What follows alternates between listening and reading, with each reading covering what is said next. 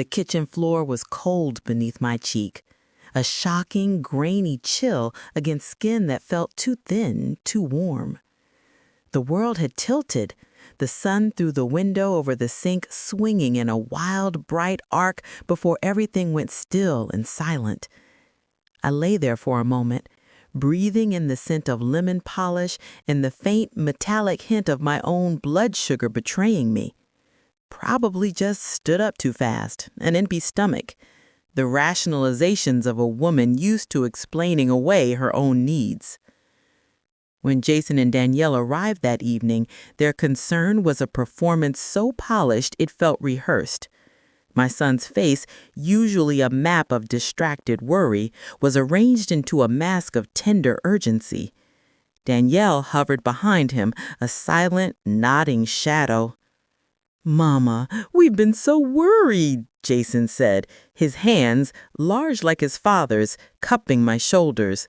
"You can't be alone like this." They brought soup in a thermos, the kind from the fancy deli downtown. It was too salty. They asked gentle, probing questions about my will, the deed to the house, the location of my safety deposit box key. "Just to help you settle your affairs, Mama," Jason soothed, using that phrase that turned a living woman into a problem to be managed. "It must be so hard keeping up this big place at your age." I felt a flutter of unease, a moth batting against a closed window, but I batted it down. This was my son, the boy I'd rocked through croup, whose college tuition I paid with a second mortgage, whose wedding I catered with these very hands until they were raw. Love was trust. Love was faith. I didn't know that while I slept, they were on the phone with a lawyer named Franklin Graves, whose voice was as smooth as poured oil.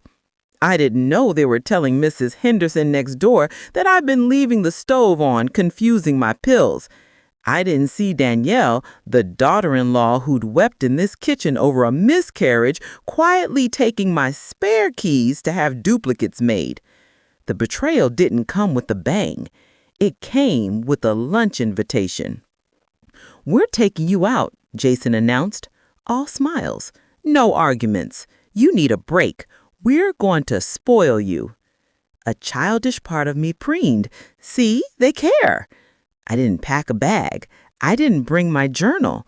I wore my comfortable, worn-in flats.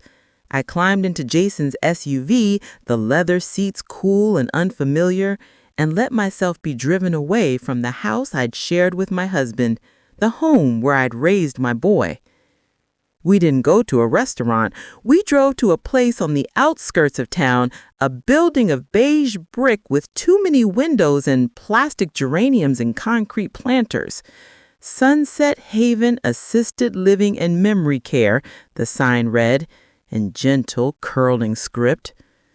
"Just for a few days," Jason said, his arm around me as we walked through the automatic doors into a blast of antiseptic air.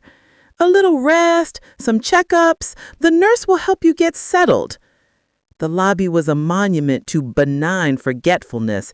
Faded landscapes on the walls, a fish tank with one listless anglefish, couches in a pattern designed to hide stains.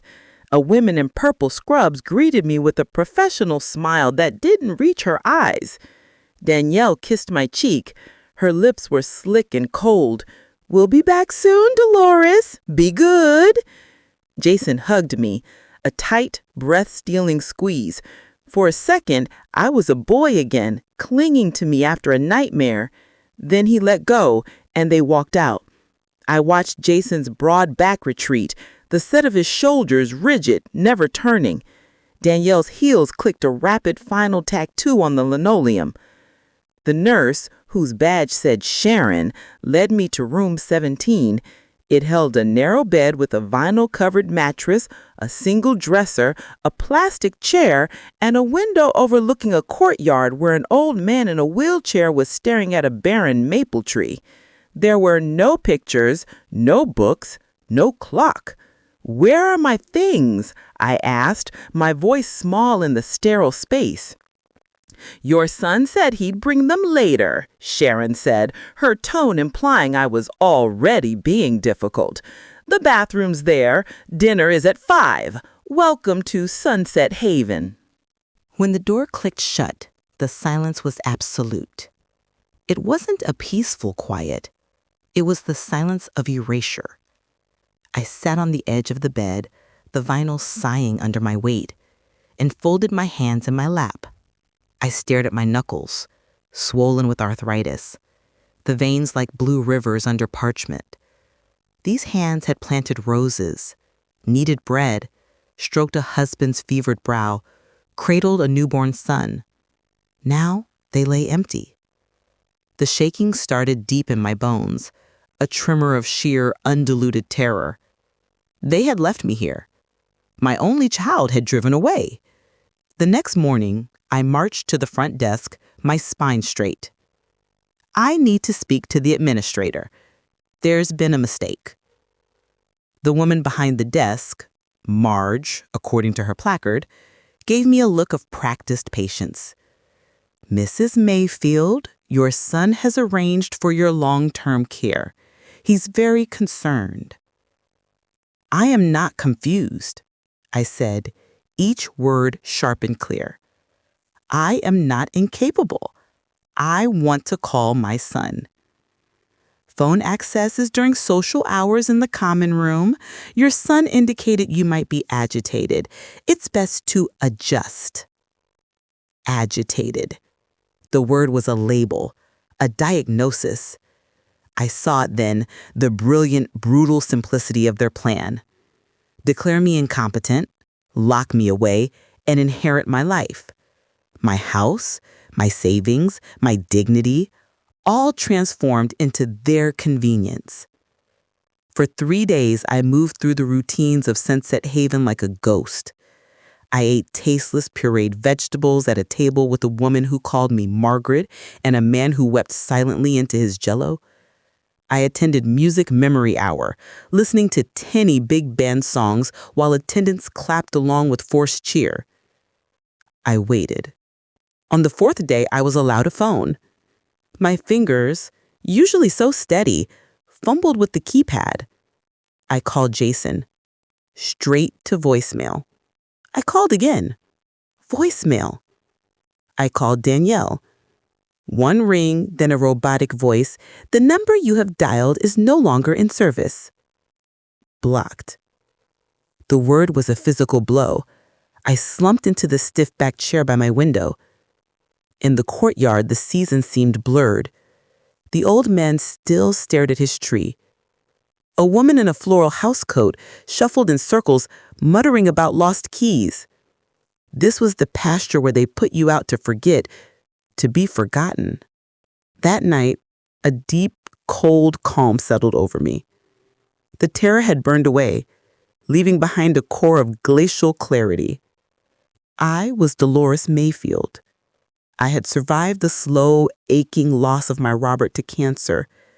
I had survived a mastectomy, the chemo that felt like dying, the slow climb back to life. I had raised a man from a squalling infant. I was not ending my story in room 17. I asked the night nurse, a young man named Leo with kind eyes, for a pen and notebook. I like to journal, I said, my voice meek, accepting. He brought me a spiral-bound notebook from the activities closet. Here you go. It's good to keep the mind active. I didn't write memories or regrets. I wrote ammunition. I started with facts. My full legal name, Dolores Ann Mayfield. My social security number. My date of birth. I wrote down the bank, First Federal, and the last 4 digits of every account I could remember. The joint checking account I'd opened with Jason when he turned 18 to teach him responsibility. I'd never removed him. Had he forgotten I was still on it? I wrote down the law firm, Reeves and Associates. Monica Reeves.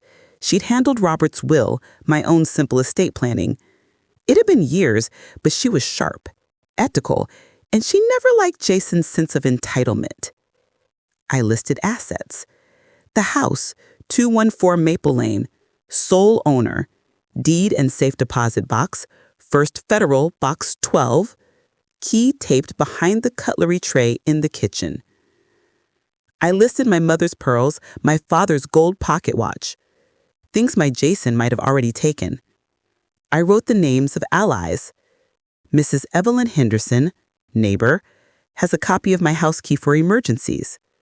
Pastor James at Rockford Methodist, Dr. Armand, my GP for 30 years. Page after page, I rebuilt myself in blue ink. I was not a collection of symptoms. I was a portfolio, a history, a legal entity. I was a woman who paid taxes and owned property and had a lawyer. The notebook became my touchstone. In its pages, I was still whole. A weekend, I overheard two aides talking by the linen cart. Yeah, the son in the big SUV, he was here earlier signing more papers. Such a devoted family. The other snorted softly. Devoted to getting the house, you mean. Seen it 100 times. The confirmation was a poison that crystallized in my heart. Devoted. I thought of the graduation suit, the one I'd bought by pawning my wedding ring. Robert's ring. I told Jason it was an old savings bond. He'd preened in the mirror, never seen the empty space on my finger. The next day, I called Monica Reeves from the common room phone, my body angled away from the blaring television. It rang 5 times. I was about to hang up when her voicemail clicked on. Her voice was still the same, crisp, no nonsense. I spoke low and clear. Monica, this is Dolores Mayfield. My son Jason has placed me in Sunset Haven under false pretenses. I believe he has committed fraud, forged a power of attorney, and is attempting to seize my assets. I am of sound mind. I need your help. Please call me at this facility. I left the number and my room number. For 2 days, I was a live wire. Every shuffle in the hall, every call over the intercom jolted me. Had she written me off? Was I just another elderly client who'd slipped into irrelevancy? Then on the 3rd afternoon, Sharon appeared at my door, her expression a mix of annoyance and newfound wariness. Mrs. Mayfield, your attorney is here to see you. Monica Reeves stood in the hallway like a thundercloud in a navy blue suit. Time had streaked her black hair with steel, but her eyes were the same, sharp, assessing, and currently blazing with fury. She carried a briefcase and an aura of imminent litigation. Dolores? And the simple utterance of my name almost undid me. She didn't see a burden, a confused old woman. She saw a client. The facility manager, a Mr. Dolan, fluttered behind her. Miss Reeves, we were acting on the family's instructions in the patient's best. Monica cut him off with a look.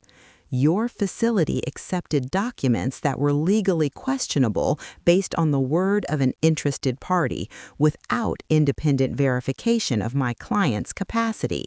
We'll discuss your liability later. Right now, I need a private conference with my client. In my room, she set the briefcase on the plastic chair and took my hands. Her fingers were warm. Are you safe? As safe as a bird in a cage, I said, my voice thick. Tell me everything. I did. I showed her my notebook.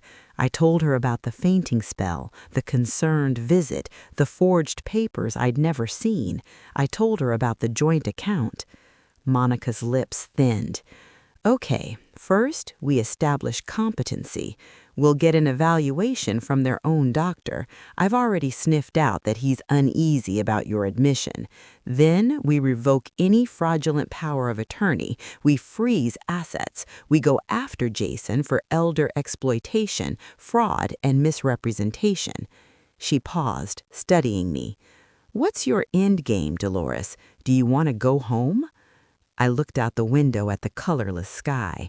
The idea of walking back into 214 Maple Lane, of sleeping in my bed where they had probably already changed the sheets, of seeing my things rearranged or missing, it felt like returning to a crime scene. "No," I said, quietly. Then I looked back at her, the cold fire in my gut finally reaching my eyes. "I don't want to go back. I want to burn it down. Legally." A slow, fierce smile spread across Monica's face.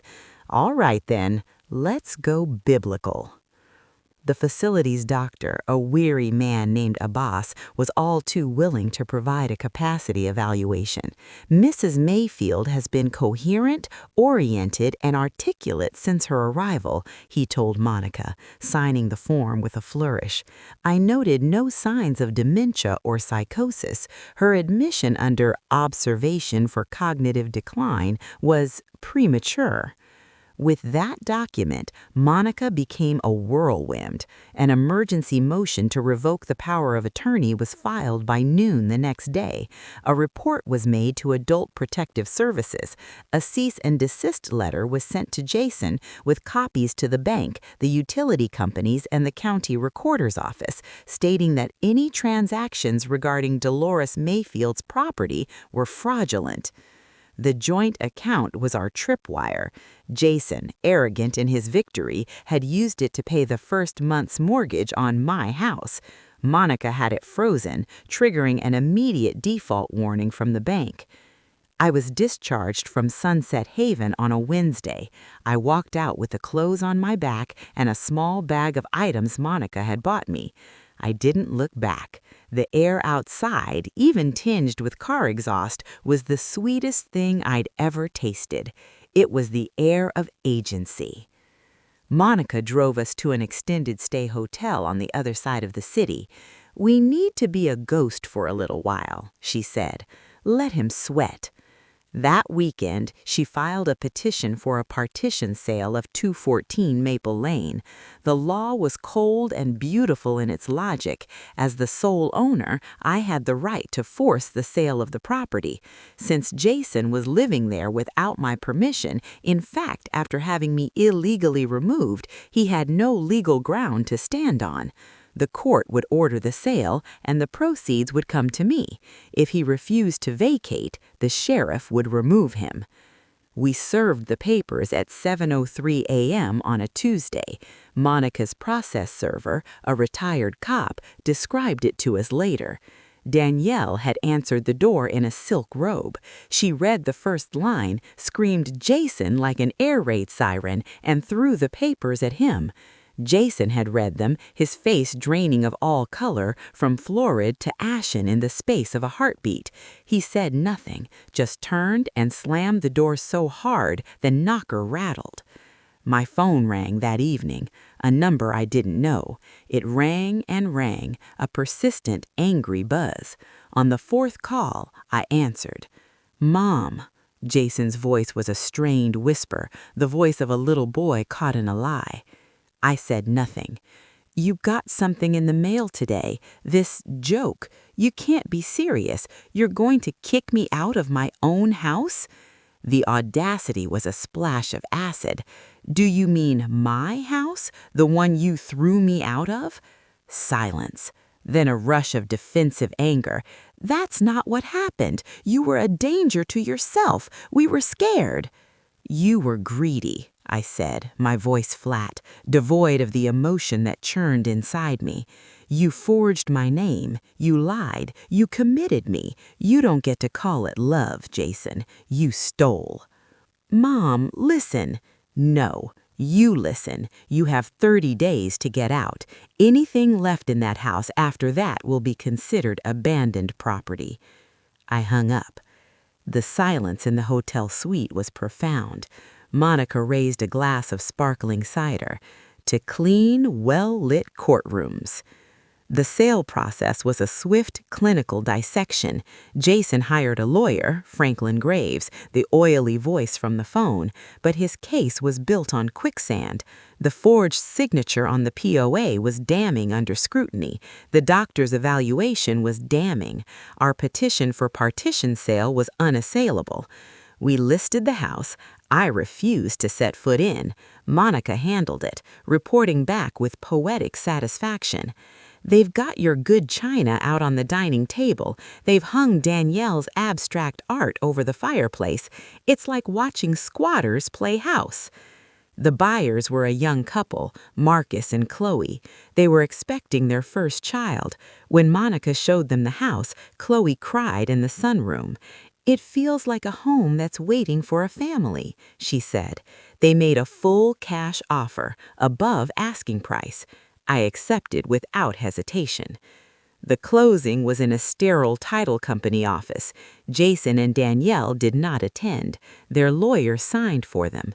I signed my name with a steady hand, transferring the deed, the land, every nail and memory to Marcus and Chloe. The wire transfer hit my account, a number so large it felt abstract, a numerical representation of my past, my labor, my love, now liquefied.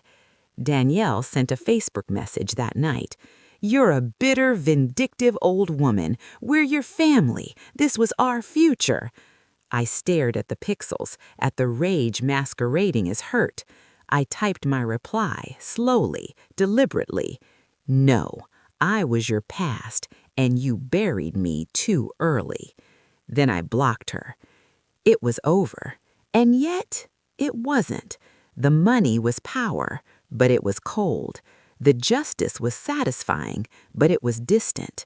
The quiet in the hotel suite was not peace. It was the void after an explosion. Jason's betrayal wasn't just a financial crime. It was a primal wound. He hadn't just wanted my house. He wanted me gone, erased. The depth of that rejection needed a deeper answer. "What now?" Monica asked over breakfast the next day. "You've got a small fortune. You could travel, buy a condo on the beach, disappear." I stirred my tea, watching the leaves swirl. I thought of Jason, probably packing my things into boxes, selling my furniture, sitting on my velvet couch in my living room for the last time. He would leave, but he would carry the story with him, the crazy old mother who'd screwed him over. He would rewrite it in his mind until he was the victim. "No," I said, looking up, "I'm not disappearing." An idea, terrible and perfect, had taken root. "I'm moving back to Maple Lane." Monica blinked. "Dolores, you can't be serious. The memories? The hostility?" "Not to 214, I said. A faint, hard smile touched my lips. "I noticed the house next door, 212, is for sale. A cozy little one-story. It has a lovely view of the neighborhood." Monica stared at me, then began to laugh, a rich surprise sound. "My God, you want to live next door to him." "I want him to see me," I said, my voice quiet but ironclad. "Every single day. I want him to open his curtains and see that I am not buried. I am not confused. I am not a burden he managed to discard. I am his mother, living freely on the proceeds of the life he tried to steal. I want it to be the first thing he sees in the morning and the last thing he sees at night." Monica's laughter faded into a look of profound respect. "That," she said, "is the most mercilessly brilliant thing I've ever heard. It's not a lawsuit, it's a life sentence." We moved quickly. 212 Maple Lane was owned by an elderly widower moving to a retirement village. It was modest, a post-war bungalow with a sagging porch, but good bones, and a spectacular, unobstructed view of 214's driveway and front door. I paid cash. The transaction was quiet, private. I moved in on a bright Tuesday. I didn't have much. New furniture, simple things, all mine. The first thing I did was set a rocking chair on the porch, facing east, toward his house. Then I waited. The first time he saw me, it was pure, unadulterated theater. He emerged from his front door, his shoulders slumped, holding a garbage bag. He was halfway to the curb when his peripheral vision caught the figure on the porch next door. He stopped. He turned his head slowly, as if against a great resistance. Our eyes met across the 30 feet of manicured lawn. I was wearing a wide-brimmed sun hat and a crisp linen dress. I held a book in my lap, but I wasn't reading. I was watching him. I lifted my hand in a slow, deliberate, silent wave. His face went through a spasm of emotions, confusion, disbelief, dawning horror, and finally a flush of raw, shamed anger. He dropped the garbage bag as if it had shocked him, turned on his heel, and strode back inside, slamming the door so hard the wreath jumped. I took a slow sip of my iced tea. The sweetness was exquisite. Danielle's reaction was more public. 2 days later, she came out to get the mail. She saw me, did a double take, and her carefully curated composure shattered. "You have got to be kidding me!" she shrieked, not at me, but at the universe, at her husband inside, at the sheer audacity of my existence. She snatched the mail and stomped inside. Later, I heard the unmistakable sounds of a marital argument, muffled by walls but sharp with fury. I became a fixture. I planted crimson roses along the shared fence line. I put up a bird feeder and watched cardinals flash like living embers. I baked pies and let the smell carry on the summer breeze. I waved at the mailman, chatted with Mrs. Henderson, who gave me a sly, approving wink, and introduced myself to Marcus and Chloe, who were delighted to have me next door. I lived my life openly, vibrantly, in his direct line of sight. It was a silent, relentless broadcast. I am here. I am thriving. You failed. Jason became a ghost in his own home. The curtains stayed drawn, his car left early and returned late. Danielle's presence became sporadic, then scarce. The garden party she threw in a desperate attempt at normalcy was a tense, joyless affair. I sat on my porch shelling peas, a picture of domestic contentment, while her friends cast furtive, fascinated glances my way. The story, of course, had spread. The neighborhood knew. The true turning point came with Tyler. I saw him first from my window, a lanky, solemn figure trudging up the sidewalk after school, his backpack a weight on his soul. He was 14, caught in the crossfire. He paused at the property line, his eyes darting between the two houses, the one of tense silence and the one with the old lady on the porch. He stopped. He turned his head slowly, as if against a great resistance.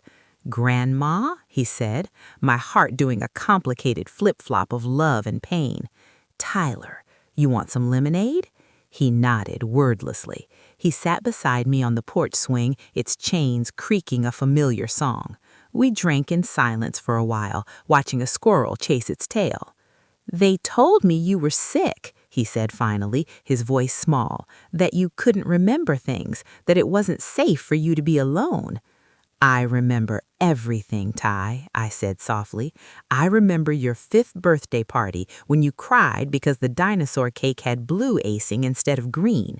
I remember teaching you to tie your shoes on this very porch step when you lived with me that summer your parents were having troubles." He looked at me, really looked, his young eyes searching for the confusion they'd been told to expect. He saw none. He saw clear, steady memory and love. "Why are you here?" he asked, gesturing vaguely at my house, his father's house. "Because sometimes, Tyler, when someone tries to make you disappear, the most powerful thing you can do is be seen." He mulled that over. "Dad doesn't come out much anymore." "I know. Mom's always crying or yelling." "I'm sorry you have to hear that." He set his glass down. Can I come over sometimes? It's quiet here." The request cracked open a chamber in my heart I'd sealed shut. "Any time, baby, any time."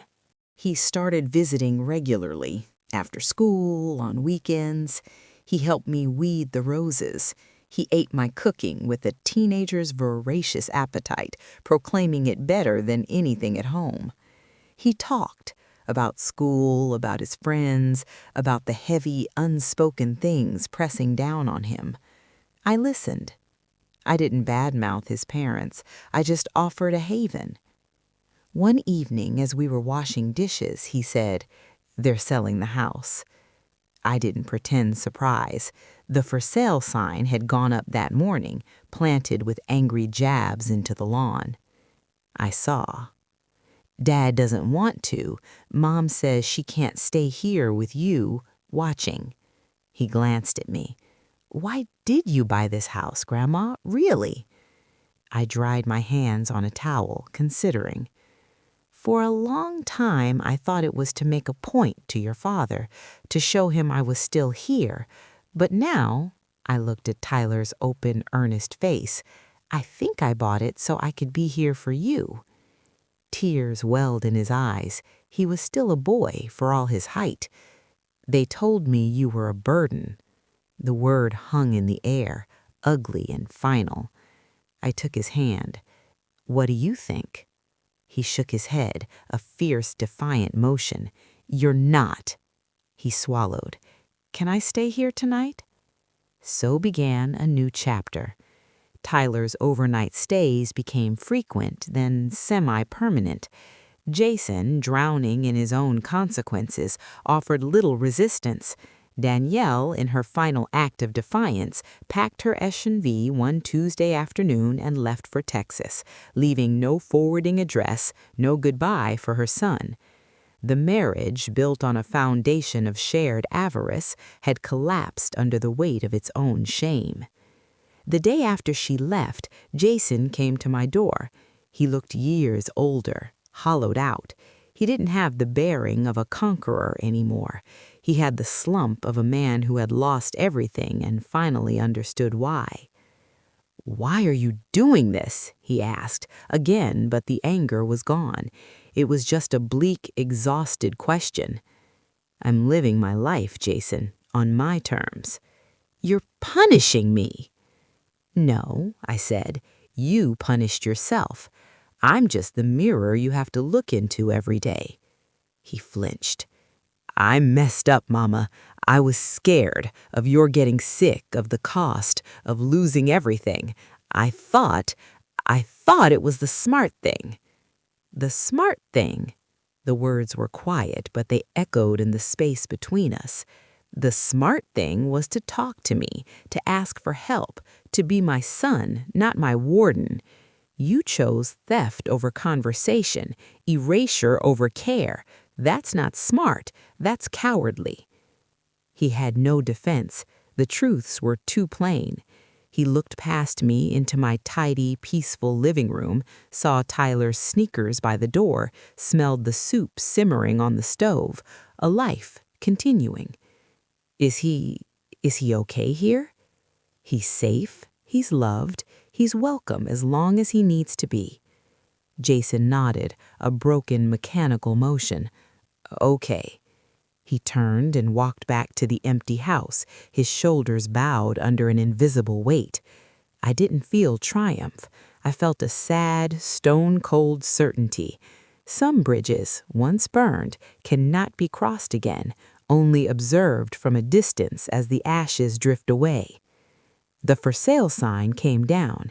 Jason didn't have the will to sell, to start over. He became a specter in the neighborhood, a man who retrieved his mail and mowed his lawn with robotic efficiency, his eyes perpetually averted from my porch. The house grew dark, quiet, a monument to a failed coup. Meanwhile, life next door blossomed. Tyler flourished. My garden was a riot of color. I took a painting class at the community center and found a surprising joy in putting colors on a canvas.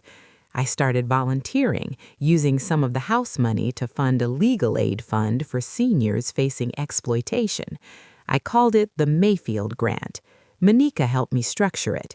We would help others find their way out of the rooms with plastic flowers. One afternoon, I received the final draft of my new will from Monica.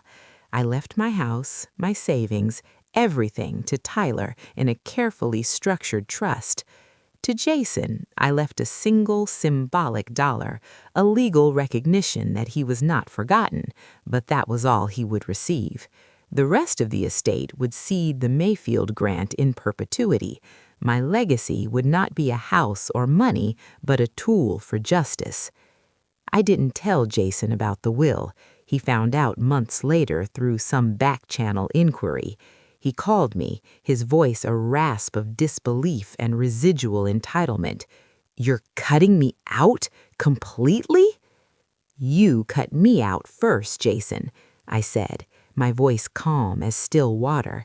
"You signed the papers. You handed me over. You don't get to rewrite the ending now. This is mine to write." There was a long silence on the line, filled with the static of all the unsaid things, all the love that had curdled into something else. Then the line went dead. He moved out a month later. No fanfare, no goodbye to Tyler, who by then was firmly rooted with me. He just packed a U-Haul one night and was gone by dawn. Rumor said Florida. I didn't ask and Tyler didn't offer. The day after he left, Tyler and I sat on the porch in the early morning light. The empty house next door stood empty, its windows like sightless eyes. "He's gone," Tyler said, not with sadness, but with a quiet finality. "Yes." "Are you satisfied?" I considered the word. I looked at my roses, at the hummingbird at the feeder, at my grandson's strong profile beside me.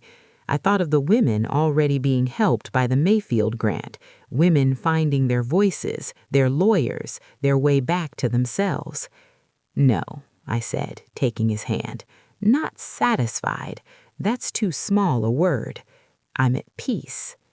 The silence that settled over Maple Lane men was not the silence of absence or erasure. It was the deep, resonant silence of hard-won peace. It was the quiet of a story that had been stolen, fought for, and reclaimed. It was the sound of a burden finally, beautifully laid down, not by me, but by those who had tried to carry it for me. They sent me to a nursing home and called me a burden. But in the end, I gave them a burden of a different kind, the indelible daily weight of their own shame, and the quiet, unshakable knowledge that I, Dolores Mayfield, was always and would always be so much more than they could carry.